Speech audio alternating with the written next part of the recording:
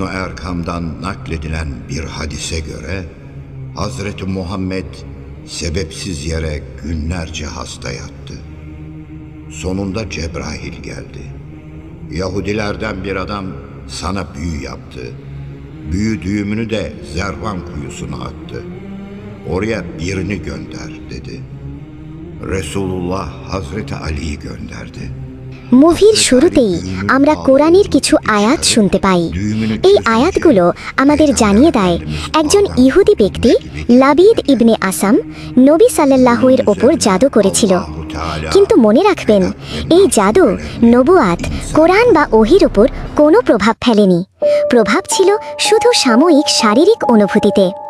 এরপর আল্লাহ তাআলা নাজিল করেন সূরা ফালাক ও সূরা নাস।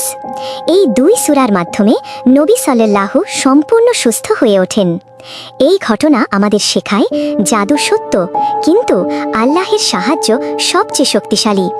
জাদু, জিন এবং শয়তানের অস্তিত্ব সত্য, আর মানুষ যখন আল্লাহের পথ ছেড়ে হারাম পথে যায় তখন তার পরিণতি হয় ভয়ঙ্কর। আজকের গল্প সিক্সেন, একটি অভিশপ্ত ভালোবাসা, হিংসা আর ভয়ঙ্কর কালো জাদুর কাহিনী।